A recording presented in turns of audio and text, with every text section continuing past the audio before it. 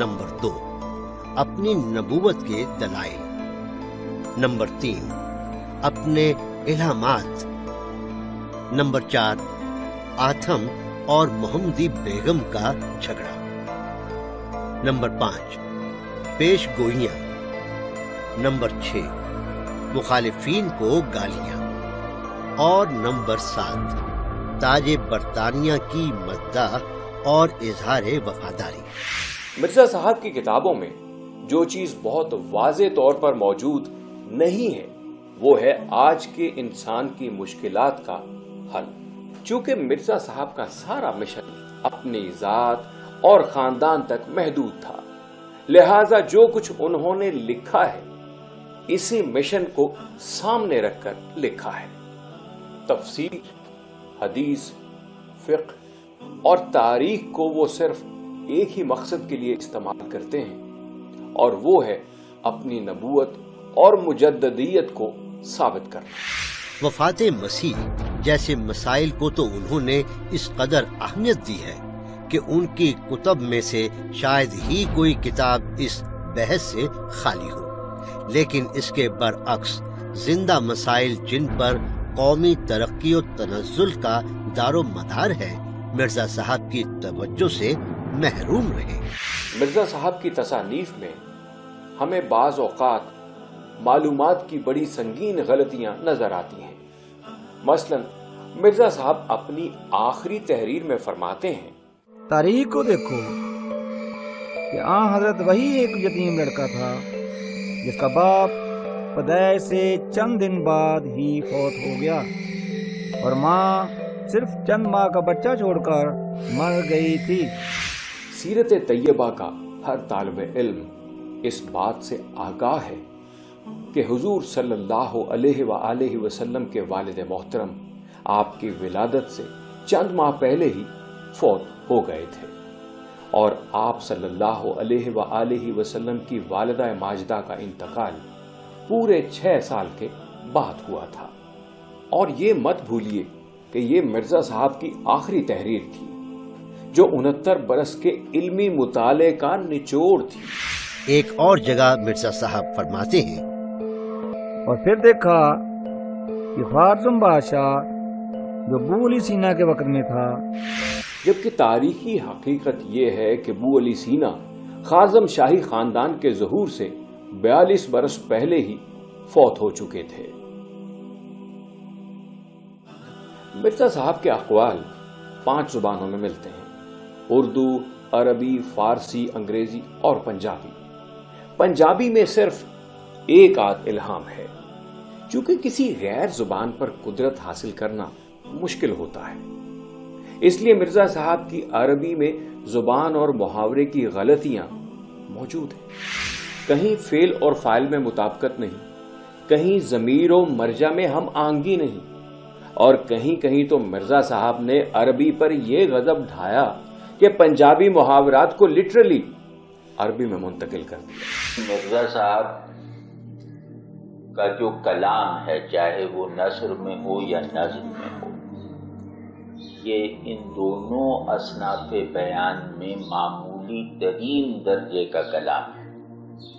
मतलब इसमें न कोई हुस्न इजहार है और न इजहार के जो दीगर ज़रूरी या तकनीकी या फ़न्नी महासिन हैं और वो ज़ाबिते की हैसियत रखते हैं, उन पर ये पूरा उतरता है। तो एक आम से कलम की तहरीर, एक आम सी ज़बान की गुफ्तार है। तो ये बावर करना बहुत मुश्किल हो जाता है इनके कलाम को देखकर कि ये किसी भी तरह की कोई इल्मी या इजहारी खुसूसियत रखते हैं अपने मुआसिरीन। नबी के लिए ज़रूरी है कि जो उसका मतने दावत हो वो हर एक से फौकियत रखता हो, यानी कि अपने मुखातिबीन में से कोई भी ऐसा ना हो उसके मुखातिबीन में जो उसकी सतह इदराक اور اس کے کمال اظہار کو چیلنج کر سکتا ہوں۔ یہ مطلب نبوت کے لوازم میں سے ایک ہے، نبی کے خصائص میں سے ایک ہوتا ہے۔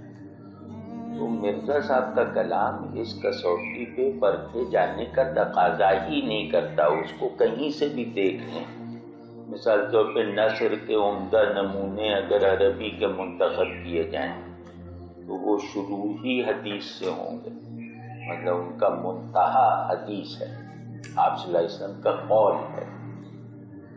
تو اگر ہم اپنی اردو روایت میں یا فارسی روایت میں یا عربی روایت میں نثر کے عمدہ نمونوں کی تلاش شروع کریں تو ہم کبھی رخ کر ہی نہیں سکتے ان کی کتابوں کی طرف، یعنی ان کا کوئی کارنامہ ایسا نہیں ہے جسے نثر اور نظم کی روایت کے منتخبات میں شامل کیا جا سکے۔ شاعری جو ہے وہ تو کیونکہ ایک خالصتاً ایک صنف ادب کے طور پر اس پہ تو میں سمجھتا ہوں، میں دل سمین میرے ایک دوست تھے عبید اللہ علیم، ان کا مسلک احمدی سے تعلق تھا، انہوں نے مجھے ایک دفعہ دی تھی، میں نے دیکھا تو میں سمجھتا ہوں کہ ادبی نقطہ نظر سے، شعری نقطہ نظر سے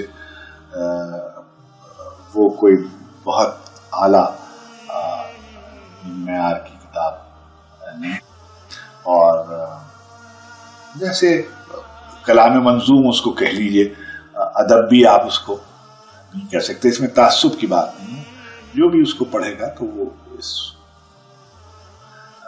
میری بات سے اتفاق کرے گا کہ مثلا جو ان کے ہم اصل ہیں، جیسے فرض کیجئے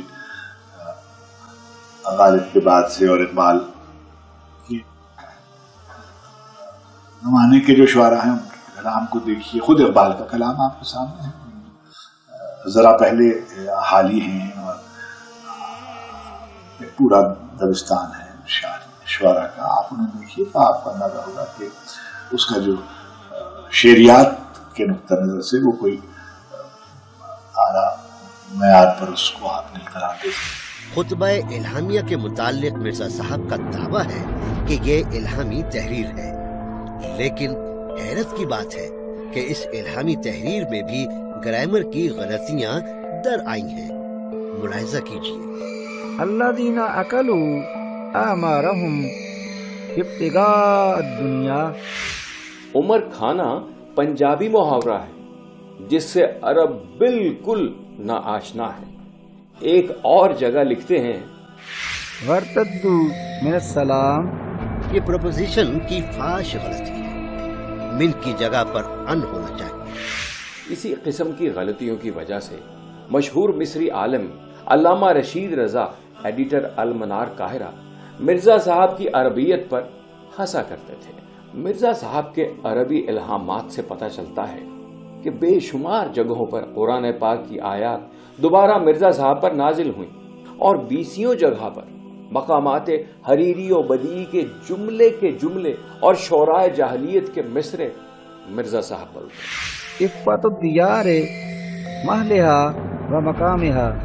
یہ مرزا صاحب کا ایک الہام ہے، اور عجیب اتفاق ہے کہ سبا معلقات کے ایک قصیدے کا پہلا مصرع بھی یہی ہے۔ اظہار کہتے ہیں، سمجھیں کہ حق میرے لیے حقیقت ہے، میرے شعور کے لیے اظہار اس حق کی مینیفیسٹیشن کو کہتے ہیں۔ نبی کا ادراک حق کی پریزنس ہے اس کے شعور میں، نبی کا اظہار حق کی مینیفیسٹیشن ہے اس کی زبان سے۔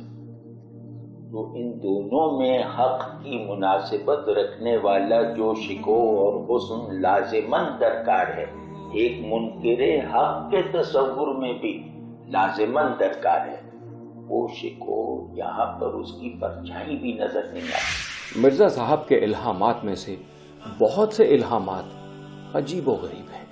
اے ازلی عبدی خدا، بیڑیوں کو پکڑ کے آ۔ 1905 کو خواب میں ایک فرشتہ دیکھا جس نے اپنا نام ٹچی ٹچی بتایا۔ اتنے میں 3 فرشتے آسمان سے آئے، ایک کا نام خریتی تھا۔ 24 فروری کو حالت کشفی میں جبکہ طبیعت ناساز تھی، ایک شیشی دکھائی گئی جس پر لکھا تھا خاکسار پیپرمنٹ۔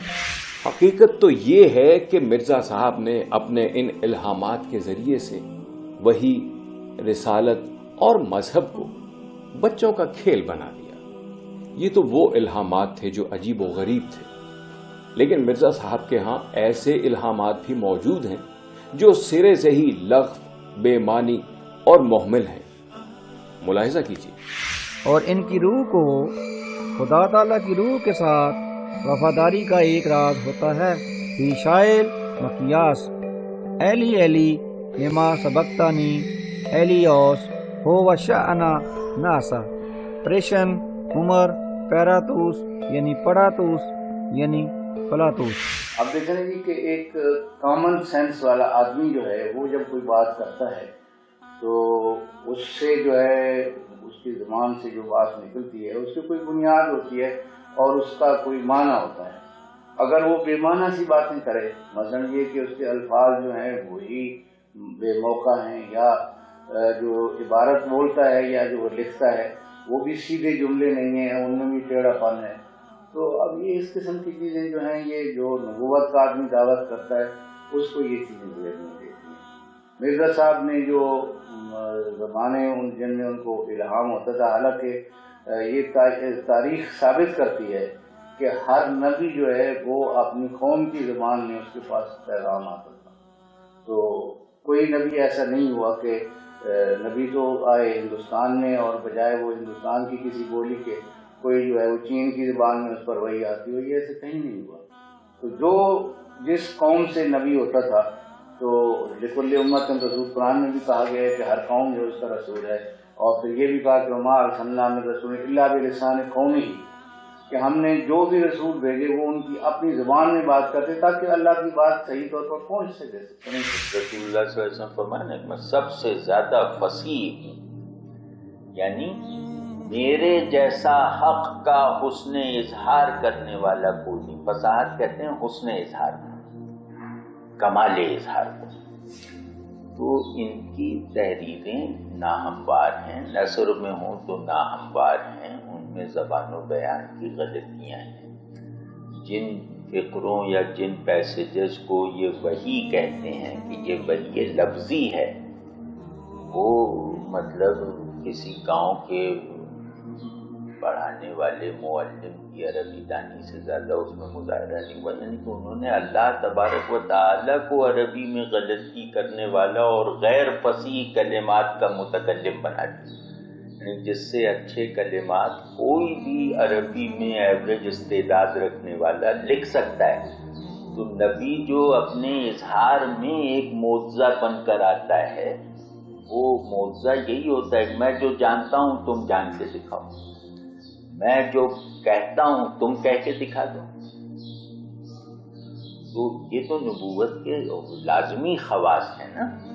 تو مرزا صاحب کوئی ایسی چیز نہیں جانتے جن سے بہت زیادہ جاننے والے لوگ ہزاروں کی تعداد میں موجود ہیں، بہت زیادہ جاننے والے۔ مرزا صاحب کوئی ایسی چیز نہیں جانتے جو غلطی یا نقص سے پاک ہو۔ مرزا صاحب جو کچھ بھی لکھتے ہیں ان میں سے کوئی ایک پیرا بھی ایسا نہیں ہے جس کو کوئی ادیب رشک کی نظر سے دیکھے۔ ان کا کوئی ایک شعر ایسا نہیں ہے جسے شاعری کے کسی بھی انتخاب میں شامل کیا جا سکے۔